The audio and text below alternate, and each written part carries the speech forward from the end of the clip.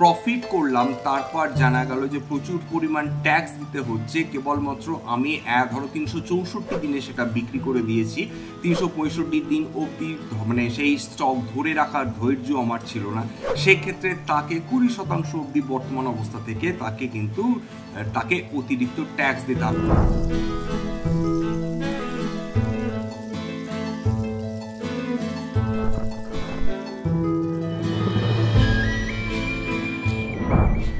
নমস্কার, আমি বোধিসত্ত্ব খান চলে এসেছি সহজ শেয়ার বাজারের আরেকটি নতুন এপিসোড নিয়ে।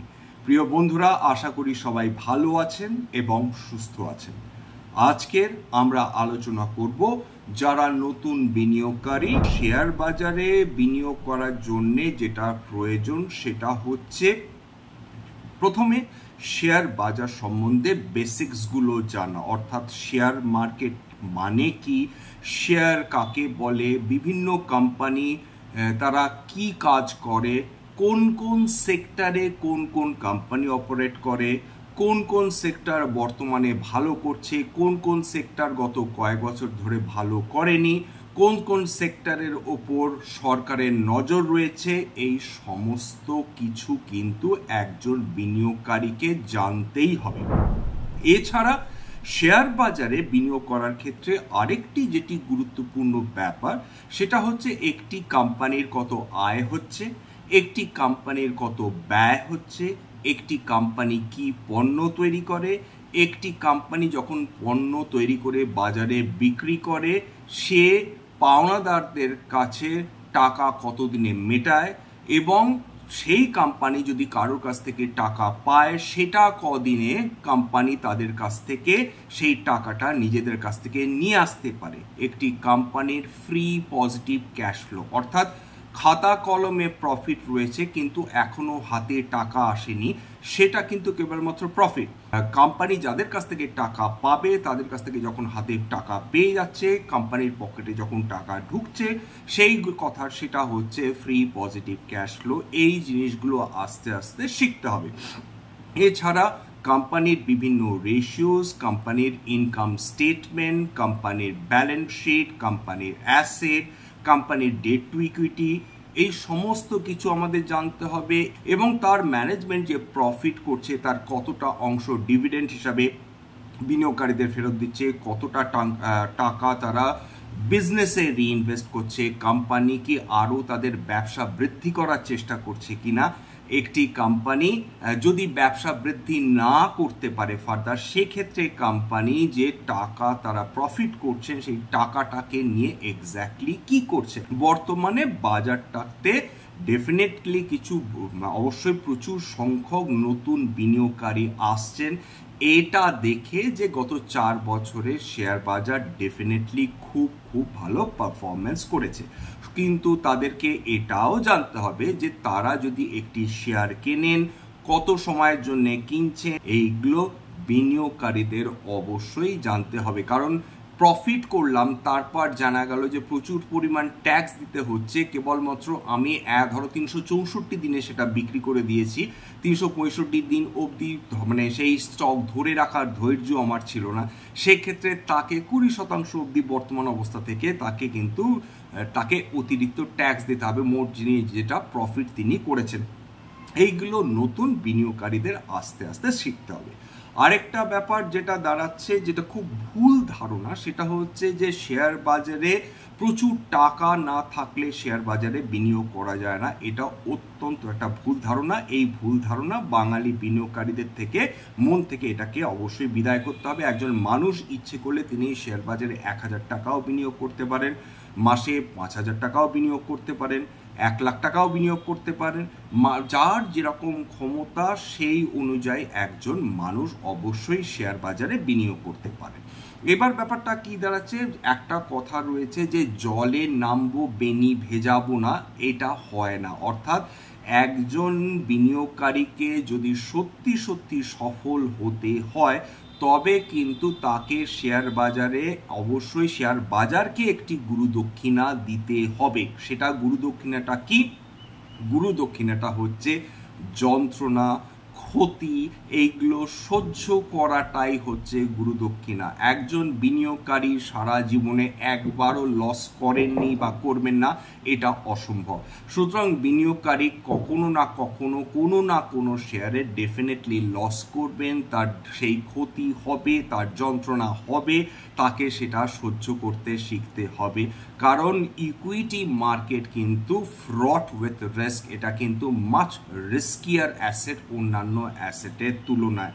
এখানে আরেকটা কথা যেটা বুঝে নিতে হবে যে অন্যান্য অ্যাসেটে বিনিয়োগ করা মানে রিস্ক ফ্রি, এটা অত্যন্ত ভুল ধারণা। সম্প্রতিকালে যারা দেখেছেন যে সরকার গোল্ডের ক্ষেত্রে কাস্টমস ডিউটি 15% থেকে 6% করার সঙ্গে সঙ্গে কিন্তু একদিনে 4,000 টাকার ওপর প্রতি 10 গ্রামে সোনার দাম 24 ক্যারেট কমে গিয়েছে। তারপর কিন্তু অল্প কমছে, সামান্য কিছু রিট্রেস করছে, কিন্তু ওভারঅল শেয়ার মানে গোল্ডের ক্ষেত্রে যদি বলেন, গোল্ড ইনভেস্টমেন্টের ক্ষেত্রে, সেক্ষেত্রে কিন্তু বিনিয়োগকারী যারা তারা কিন্তু একটি হলেও বিপাকে পড়েছেন।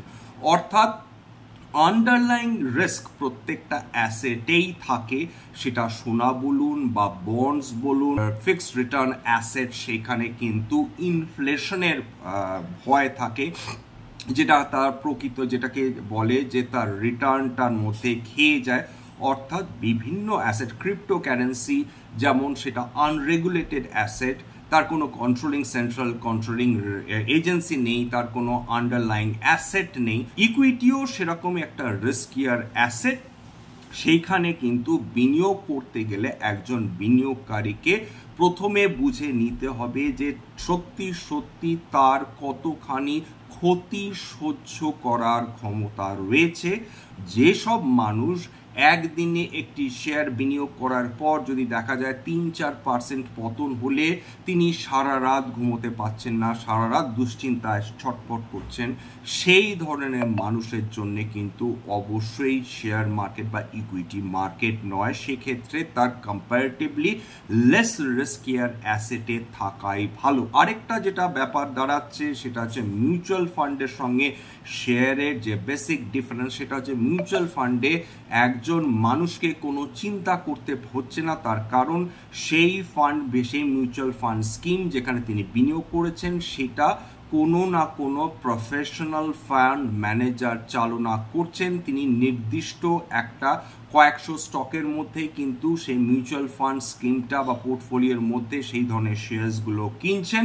সুতরাং রিস্ক তুলছেন কিন্তু একজন ফান্ড ম্যানেজার, তার জন্য অবশ্যই কিন্তু বার্ষিক একটা চার্জ সেটা বিনিয়োগকারীদের কাছ থেকেই সেটা নেওয়া হচ্ছে।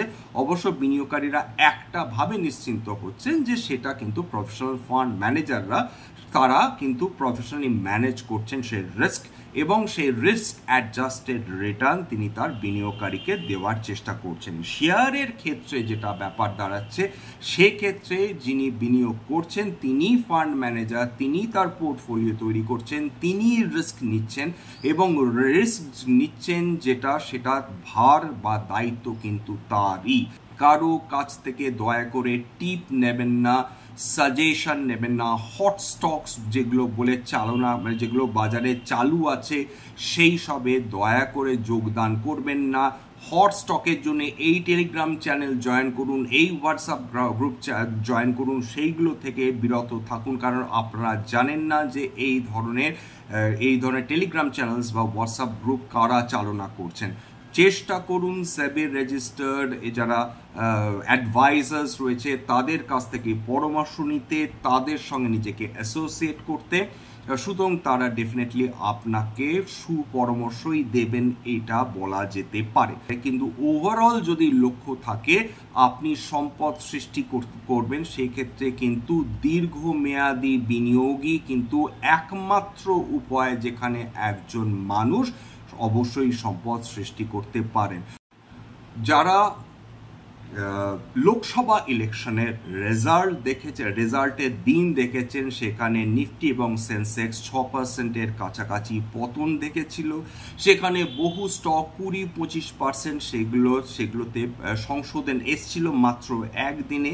তবে যে স্টকগুলোতে সবচেয়ে বেশি পতন এসেছিল ওই দিন, সেই স্টকগুলো কিন্তু তার গত এক বছর যদি দেখেন সেইগুলোতে কোনোটা 300%, 400%ও কিন্তু উত্থান দেখেছিল। অর্থাৎ একটা স্টক যেখানে 300-400% বাড়ছে এক বছরে, সেটা কিন্তু সাধারণ ব্যাপার নয়। যেখানে ফিক্সড কোনো অ্যাসেটে যদি আপনি বিনিয়োগ করেন, সেটা যদি 8% রিটার্ন দেয় বার্ষিক, তাতেও কিন্তু আপনার 9 বছরে সেটা কিন্তু টাকা ডাবল হবে। সুতরাং সেই জায়গাটায় দাঁড়িয়ে মাত্র এক বছরের মধ্যে 300-400 গুণ রিটার্ন দেওয়াটা মোটেই কিন্তু সাধারণ নয়। সুতরাং সেখানে যদি একদিনে 25%ও কারেকশন হয়ে থাকে, তা সত্ত্বেও কিন্তু এটা বোঝা যায় যে স্টকে কারেকশন হওয়া সত্ত্বেও সেই স্টকটা কিন্তু আপনার জন্য পারফরমেন্স করে দিয়েছে। এবং তারপর যদি খেয়াল করে দেখেন, তারপর সময় গিয়েছে, মাস গড়িয়েছে, আবার কেন্দ্রীয় বাজেট এসেছে। কেন্দ্রীয় বাজেটে প্রাথমিকভাবে প্রথম হাফে সেই দিন বাজার নিফটিতে 400-র উপর কারেকশন এসছে, সেন্সেক্সেও প্রচুর কারেকশন এসেছে, অথচ কিন্তু যেটা দেখা যাচ্ছে মার্কেট আবার রিট্রেস করেছে। এই ধরনের সময় যখন মার্কেট পড়েও উঠে আসে, এই ধরনের সময় যখন মার্কেটে কন্টিনিউয়াস আমরা র্যালি দেখতে পাই, যেখানে ব্রডার মার্কেট, মিড ক্যাপ বলুন, স্মল ক্যাপ বলুন, মাইক্রো ক্যাপ শেয়ার বলুন, যেখানে সব স্টকসগুলো র্যালি করতে থাকে, ইভেন এমন ধরনের স্টকস যেটা অতীতে ধরুন কোনো বিনিয়োগকারী বিনিয়োগ করেছিলেন, তারপর স্টক মার্কেট ক্র্যাশ করার সময় সেখান থেকে একজন বিনিয়োগকারীর 90% অর্থ আপনার সেটা জলে চলে গিয়েছিল। এরকম স্টকসও যখন র্যালি করতে শুরু করে, তখন এটাকে সম্ভবত বিশেষজ্ঞরা ধরে নেন যে এটা হয়তো বা last phase of bull market. সেক্ষেত্রে অবশ্য বারবার বলেছি বিশেষজ্ঞরা ভুল হয়ে থাকেন, কিন্তু ভুলভাল স্টকস, যে স্টকসগুলো গত 10, 13, 12, 13 বছর কোনো র্যালি করেনি, সেই স্টকসগুলো র্যালি করছে। লস মেকিং কোম্পানিজগুলো দিনে 20% উঠছে, এক বছরে 300, 400, 500% উঠছে। মানুষ, বিশেষজ্ঞরা উত্তেজিত হয়ে সেগুলোকে টার্ন অ্যারাউন্ড স্টকস বলে তারা দাবি করছেন। বাস্তবে যদি দেখেন, সেখানে না তাদের প্রফিটেবিলিটিতে কোনো চেঞ্জ হয়েছে, না ফান্ডামেন্টাল কোয়ালিটিসে কোনো চেঞ্জ হয়েছে, না তাদের ডেট ইকুইটি রেশিও কমেছে, না তাদের ঘাড়ের ঋণ কমেছে, না তাদের অর্ডার বুক তেমন ভালো আসছে। অথচ এই ধরনের সাংঘাতিক কোম্পানিজগুলো পুনরায় বিনিয়োগকারীদের মন জয় করেছে একটি মাত্র কারণে, কারণ শেয়ারটির দাম হয় 8 টাকা, 9 টাকা, 10 টাকা, 20 টাকা, 30 টাকা। এই ধরনের স্টকসগুলো থেকে একজন মানুষকে সতর্ক থাকার একটি মাত্র উপায় হলো, আপনারা দেখে নিন ম্যাক্সিমাম গত কয়েক বছরে তাদের পারফরমেন্স কিরকম ছিল। 1 বছর, 2 বছর, 3 বছর তাদের পারফরমেন্স দেখে কোনো লাভ নেই। তাদের অতীতে কোনো অন্ধকার লুকিয়ে রয়েছে কিনা সেটা বোঝার চেষ্টা করুন। একটা স্টক যেটা 700 থেকে 7 টাকায় নেমে যাচ্ছে, সেই স্টক যদি 7 থেকে 45 টাকায় ওঠে, তাতেও যিনি অতীতে অতি উচ্চ দামে সেই স্টকে বিনিয়োগ করেছিলেন, তাতে তার কোনো কিন্তু পরিবর্তন হয় না। তিনি যেরকম লসে ছিলেন, তিনি এখনো লসে থাকবেন। এই ধরনের স্টকস যখন পড়তে শুরু করবে, তখন কিন্তু সেগুলো বিনিয়োগকারীদের কাঁদিয়ে ছাড়বে। তার কারণ অধিকাংশ স্টকস যেগুলো এরকম র্যালি করছে, সেইগুলো কিন্তু নন ফিউচার্স, নন অপশন স্টকস, অর্থাৎ যাতে কিন্তু 5%, 10%, 20%-এর আপার বা লোয়ার সার্কিট রয়েছে। যদি কোনো দিন দেখা যায় মার্কেটের মুড বিগড়ে গেল, মেজাজ হারালো মার্কেট, উৎসাহ হারালো নতুন কোনো টার্গেট, নতুন কোনো উচ্চতায় পৌঁছানোর ব্যাপারে, মার্কেট ক্লান্ত হয়ে পড়লো, তখন যদি কারেকশন শুরু হয়, যদি দেখা যায় যে কন্টিনিউয়াস কারেকশন চলছে, এরকম বহু স্টকস রয়েছে যেটা কন্টিনিউয়াসলি 14, 15, 20, 25, 30 সেশন ধরে কন্টিনিউয়াস লোয়ার সার্কিট খাচ্ছে। কেবলমাত্র উদাহরণ হিসাবে বলছি, কোনো বাই সেল রিকমেন্ডেশন নয়। উদাহরণ ব্রাইট ক্রাম গ্রুপে আপনারা যদি খেয়াল করে দেখেন, গত কয়েক মাসে তার স্টক মুভমেন্ট দেখলে আটকে উঠবেন। বিশেষ করে এক সময় তো সেবি তার ট্রেডিংই বন্ধ করে দিয়েছিল। কারণ তারা তাদের রেজাল্টসই পাবলিশ করেনি। সুতরাং এরকম ধরনের স্টকসগুলো থেকে একজন বিনিয়োগকারীর সতর্ক থাকাই কাম্য। এটা কেবলমাত্র ইন গুড ফেথ বলছি, কারণ প্রথম কথা হচ্ছে একটি কোম্পানি ততটাই ভালো যতটা ভালো তার ম্যানেজমেন্ট যদি করাপ্ট হয়, ম্যানেজমেন্ট যদি মানে ইনকম্পিটেন্ট হয়, ম্যানেজমেন্ট যদি ভালো না হয়, ভবিষ্যতে যদি বিনিয়োগকারীদের কথা না ভাবে, ব্যবসা বৃদ্ধির কথা না ভাবে, ভবিষ্যৎ সম্বন্ধে নিজেদের কোম্পানির যদি উচ্চাশা না থাকে, সেই কোম্পানি ডেফিনেটলি কখনো ভালো করতে পারে না। বিশেষ করে যারা অতি উৎসাহে শেয়ার বাজারে নতুন করে প্রথমবার বিনিয়োগ করতে যাচ্ছেন, তাদেরকে এইটা অবশ্যই সতর্ক বার্তা দেওয়া উচিত যে এমন বহু স্টকস রয়েছে যেগুলো কিন্তু অতি হাই ভ্যালুয়েশনে ট্রেড করছে। তার মানে এটা নয় আপনাদের আমি কোনোভাবে নিরুৎসাহিত করছি, এইটুকুনি বলে দেওয়া যে এরকম বহু stocks high P, high PB, high debt to equity, high price earnings growth ratio, মানে তারপর হচ্ছে যে high enterprise value to market cap ratio, high তারপর যেটাকে এবিট মানে enterprise value to EBIT ratio, এই সমস্ত কিন্তু দেখেও যদি সেগুলোকে অতি চড়া মনে হয় তখন আপনাকে কিন্তু অ্যানালাইজ করতে হবে, কারণ অতি উচ্চ দামে একটা কোম্পানির একজন বিনিয়োগকারীকে, দীর্ঘমেয়াদী বিনিয়োগকারীকে কিন্তু কখনো সম্পদ সৃষ্টি করে দিতে পারে না। কোম্পানিজগুলো যদি আমরা নিফটির কোম্পানিজগুলোই দেখি, কি আমি উদাহরণ হিসাবে বলছি প্লিজ, এক্সাম্পল হিসাবে কোনো share buy sell suggestion recommendation নয়। দেখুন রিলায়েন্স ইন্ডাস্ট্রিজ এমনি রিলায়েন্স ইন্ডাস্ট্রিজ হয়নি, গত কয়েক বছরে 1000 গুণের ওপর বৃদ্ধি পেয়েছে।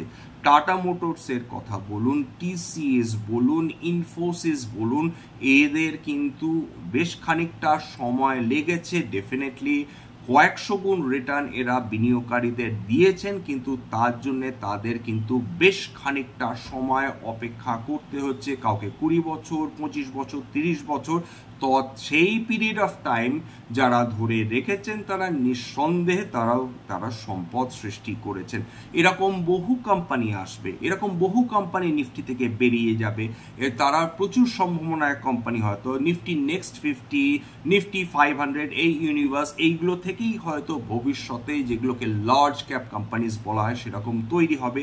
আমরা আগে থেকে ডেফিনেটলি কখনোই প্রেডিক্ট করতে পারি না কোন কোম্পানি বহুগুণ বৃদ্ধি পাবে বা কোন কোম্পানি দারুণ ফ্লেয়ার আপ করবে, কোন কোম্পানির ভবিষ্যতের ব্যবসা অবশ্যই ভবিষ্যতে সেই ব্যবসা অবশ্যই খুব ভালোভাবে চলবে। এইগুলো প্রেডিকশন করার কোনো মানে হয় না, কারণ এরকম অতীতে বহু কোম্পানি রয়েছে যাদের ব্যবসা ডুবে গেছে, যারা তাদের ডিলিস্ট করতে বাধ্য হয়েছে। এরকম বহু কোম্পানি রয়েছে যারা ঋণে জর্জরিত হয়েছে, বহু কোম্পানি রয়েছে যারা মাইক্রো ক্যাপ থেকে স্মল ক্যাপ হয়েছে, স্মল ক্যাপ থেকে মিড ক্যাপ হয়েছে, কিন্তু আবার কিন্তু তীরে এসে তরি ডুবেছে। তারা কিন্তু আবার নিজেদের সেই মিড ক্যাপ থেকে স্মল ক্যাপ থেকে আবার মাইক্রো ক্যাপে পরিণত হয়েছে, সেই সঙ্গে ইনভেস্টার্সদের লক্ষাধিক কোটি টাকা তারা নিয়ে ডুবেছে। সুতরাং একটা কোম্পানির পক্ষে মাইক্রো ক্যাপ থেকে স্মল ক্যাপ বা ইভেন মিড ক্যাপ হওয়া যতটা সহজ ততটাই ডিফিকাল্ট কিন্তু একটা স্মল ক্যাপ কোম্পানির ক্ষেত্রে সেটা লার্জ ক্যাপ হয়ে ওঠা, বা একটা মিড ক্যাপ কোম্পানির ক্ষেত্রে কিন্তু একটা লার্জ ক্যাপ হয়ে ওঠা। আমার কাজ এখানে কোনো স্টক অ্যাডভাইস দেওয়া, বাই সেল সাজেশন বা রিকমেন্ডেশন নয়। আমার কাজ এখানে বাঙালি বিনিয়োগকারীদের প্রকৃত বিনিয়োগকারী করে তোলা, শিক্ষার মাধ্যমে তাদের ইনভেস্টার অ্যাওয়ারনেস বৃদ্ধির মাধ্যমে, এটাই আমি করে চলেছি। আমার কাজ একজন বাঙালি বিনিয়োগকারীকে শেয়ার বাজার কিভাবে কাজ করে, শেয়ার বাজারে কিভাবে বিনিয়োগ করতে হয়, কোন কোম্পানি কোন সেক্টরে রয়েছে, তারা কেন ভালো করছে, তারা কেন খারাপ করছে, তাদের শেয়ারের দাম ওঠানামা কেন করছে, ম্যাক্রো ইকোনমিক প্রভাবগুলো কি ভারতীয় শেয়ার বাজারের উপর, এইগুলো নিয়েই কিন্তু আমার আলোচনা। মুডিজ যেটা আশা প্রকাশ করেছে যে তাদের যে কেন্দ্রীয় ব্যাংক আমেরিকার ফেডারেল ব্যাংক, তারা হয়তো খুব মানে কম সময়ের মধ্যেই তারা একটা সিদ্ধান্ত নেবে রেট কাটের ব্যাপারে, ইন্টারেস্ট রেট কমাবার ব্যাপারে, কারণ বহু মাস ধরে এটা চলছে। মানুষ প্রত্যাশা করছেন যে ফেডারেল ব্যাংক তারা ইন্টারেস্ট রেট কাট করবে, কিন্তু এখনও করে উঠতে পারছে না। সেটা নিয়ে অবশ্যই একটা ক্ষোভ রয়েছে জনসাধারণের মধ্যে। সেটাকেই অ্যাড্রেস খুব দ্রুত কিন্তু ফেডারেল ব্যাংক করতে পারে। হয়তো বা হতে পারে যে শুক্রবারে যে র্যালিটা এসছে সেটা হয়তো এই এক্সপেকটেশন থেকে যে ফেডারেল ব্যাংক ডেফিনেটলি কিছু কাজ ইন্টারেস্ট রেট নিয়ে তাদের একটা ডিসিশন খুব তাড়াতাড়ি নেবেন। এটা অবশ্যই একটা কনজেকচার, যেহেতু এটা অলরেডি শুক্রবার পেরিয়ে গেছে, সুতরাং এখানে কোনো ফরওয়ার্ড লুকিং স্টেটমেন্ট দেওয়ার প্রশ্ন নেই।